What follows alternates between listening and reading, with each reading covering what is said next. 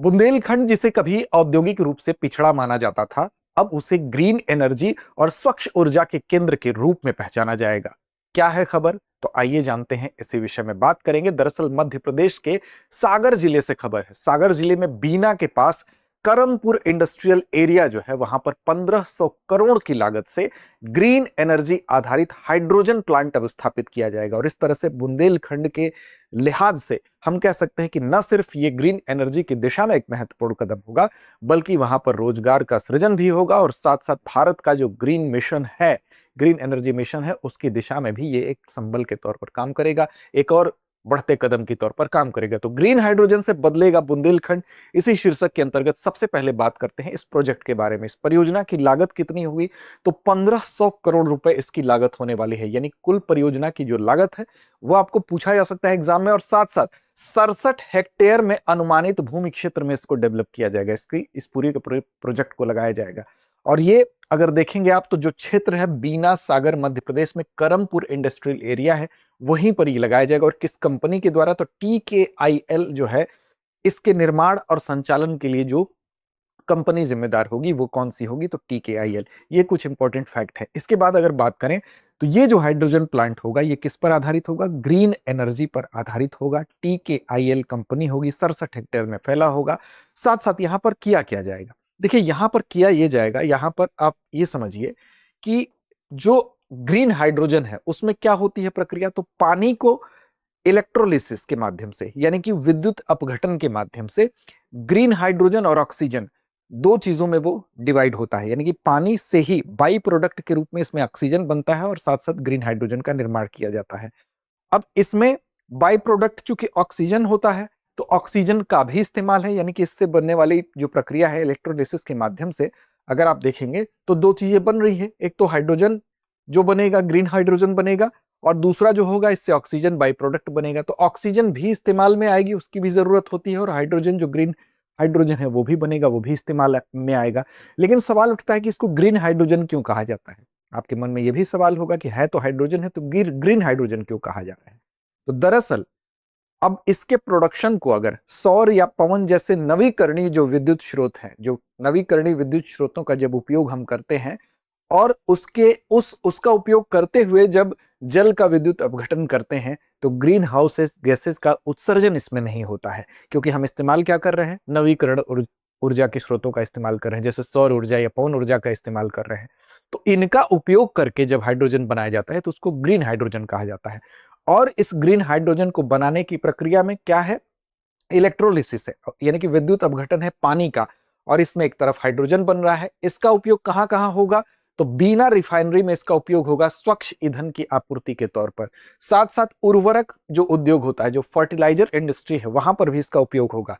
साथ साथ यहां पर जो इलेक्ट्रिकल व्हीकल्स होते हैं, उस फील्ड में भी इसका इस्तेमाल होगा। विशेष रूप से इलेक्ट्रिकल व्हीकल्स की अगर बात करें तो उसमें FCEV होता है। FCEV का मतलब क्या होता है? यानी कि फ्यूल सेल, याद रखिएगा, इसका मतलब होता है फ्यूल सेल इलेक्ट्रिकल व्हीकल। ठीक है ना? तो फ्यूल सेल इलेक्ट्रिकल व्हीकल जो होता है, उसमें भी इसका इस्तेमाल होता है। वहीं पर जो बाई प्रोडक्ट के रूप में ऑक्सीजन है उत्पन्न हो रहा है, उसका इस्तेमाल आप जानते हैं कि ऑक्सीजन हॉस्पिटल्स में भी इस्तेमाल होता है, क्षेत्रीय जो औद्योगिक इकाई हैं वहां भी इस्तेमाल होता है। तो दोनों ही चीज का इस्तेमाल होगा। और साथ साथ इसके लगने से, इस प्लांट के लगने से, इस क्षेत्र में क्या होगा? लगभग 1000 स्थानीय रोजगार का सृजन होगा। क्या होगा? स्थानीय रोजगार का सृजन होगा। तो हम कह सकते हैं कि ये न सिर्फ हमें ग्रीन एनर्जी के तौर पर या ग्रीन हाइड्रोजन हमको मिलेगा, बल्कि यहां पर रोजगार का भी सृजन होगा। अब ग्रीन हाइड्रोजन की जब बात आती है तो ग्रीन हाइड्रोजन के विषय में जानिए कि ये क्यों इतना इसको लेकर भारत की सरकार भी प्रयास कर रही है। हमने जो आगे का लक्ष्य तय कर लिया है उसमें भी हमने इसको लेकर एक मिशन चलाया है। तो आखिर क्यों हम इसके लिए परेशान हैं? ये क्या है? तो दरअसल जो स्वच्छ ऊर्जा का ये एक विकल्प है, पहले तो आप ये याद रखेंगे, मुख्य परीक्षा में भी अगर लिखते हैं तो लिखेंगे कि ये स्वच्छ ऊर्जा का एक विकल्प है, शून्य उत्सर्जन वाला ईंधन है। यानी कि इसमें जो उत्सर्जन होता है वो हम कह सकते हैं कि इसमें किसी भी तरह का प्रदूषणकारी कोई तत्व नहीं है। भारत में राष्ट्रीय हरित हाइड्रोजन मिशन के माध्यम से इसके इसी गुण के कारण हम क्या करते हैं? हमारा लक्ष्य यह है कि राष्ट्रीय हरित हाइड्रोजन मिशन के माध्यम से हम आयातित जीवाश्म ईंधन पर जो अपनी निर्भरता है उसको कम कर सके, इसलिए हमने भारत ने राष्ट्रीय हरित हाइड्रोजन मिशन जो है वो शुरू किया। कब शुरू किया? तो इसको वर्ष 2023 में, जनवरी 2023 में शुरू किया।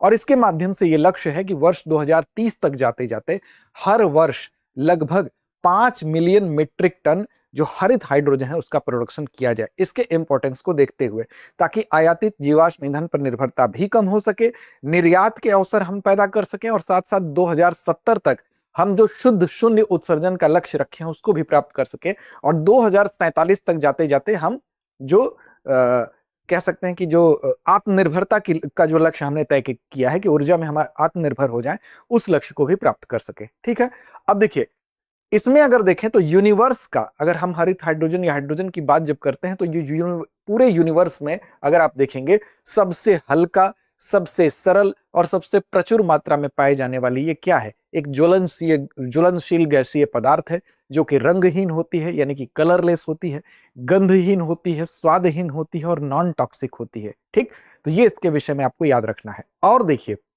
इसके इन्हीं गुणों को देखते हुए, क्योंकि अलग अलग फील्ड में इसका इस्तेमाल हो सकता है, तो इसके इन्हीं गुणों को देखते हुए भारत सरकार ने 2 अरब जो डॉलर है, 2 अरब डॉलर प्रोत्साहन योजना को भी मंजूरी दी थी।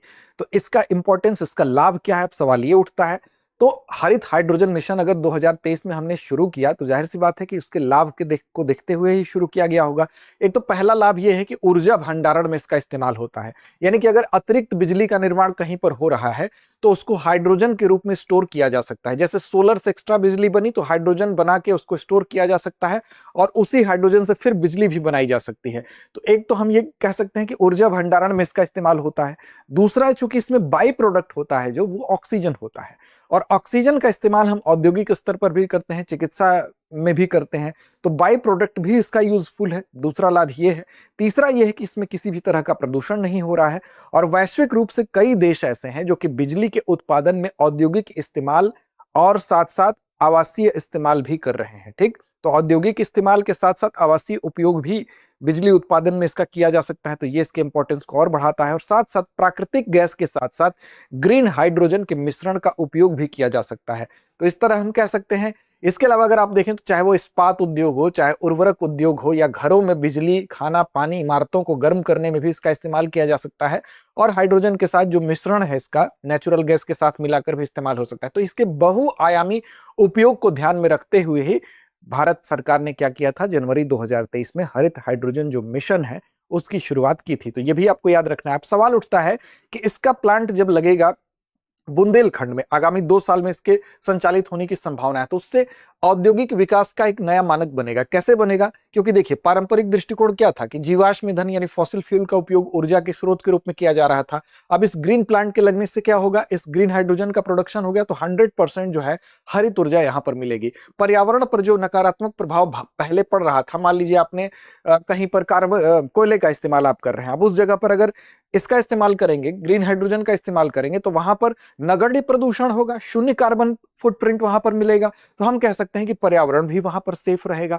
रिफाइनरी संचालन की बात करें तो प्रदूषणकालीन जो ईंधन थे उस पर जो हमारी हाई डिपेंडेंसी थी अब वो यहां पर कम हो जाएगी। बिना रिफाइनरी के लिए स्थानीय स्वच्छ हरित ईंधन यहां पर मिलने लगेगा। साथ साथ जो औद्योगिक प्रकृति है तो प्रकृति के विरुद्ध था। ये क्या था? पहले वाला जो पारंपरिक जो चीजें थी वो प्रकृति के अगेंस्ट थी, वहीं पर ये पर्यावरण के अनुकूल है। तो सबसे बड़ा लाभ तो एक तो दिख रहा है हमको पर्यावरणीय दृष्टिकोण से।